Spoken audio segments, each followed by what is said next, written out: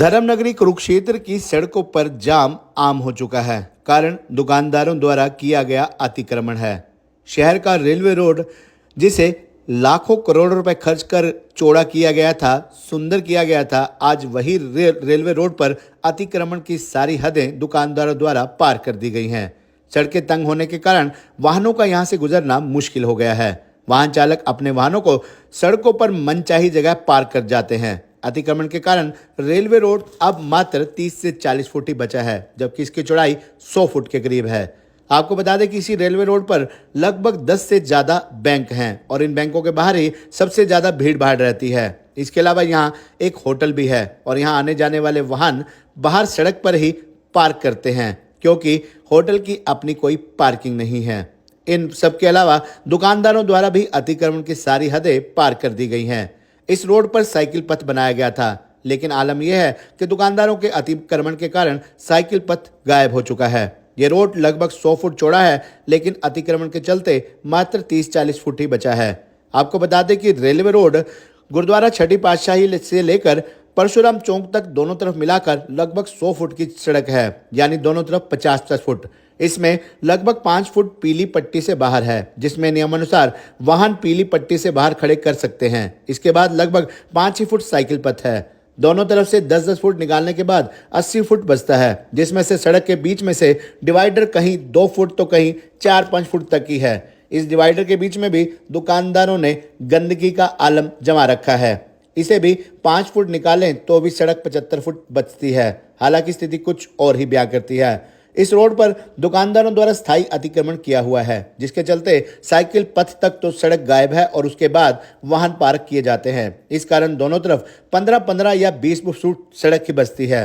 आपको बता दें कि वाहन साइकिल पथ को पार कर सड़क पर बेहतरीन ढंग से खड़े किए जाते हैं। इससे वहां से गुजरने वाले वाहन चालकों को खासी परेशानी का सामना करना पड़ता है। अक्सर जाम जैसी स्थिति बनी रहती है और कई बार तो कोई वाहन भीड़ में निकालते समय यहाँ वहाँ खड़े वाहन से थोड़ा टकरा जाते हैं, तो वहाँ झगड़े जैसी स्थिति पैदा हो जाती है।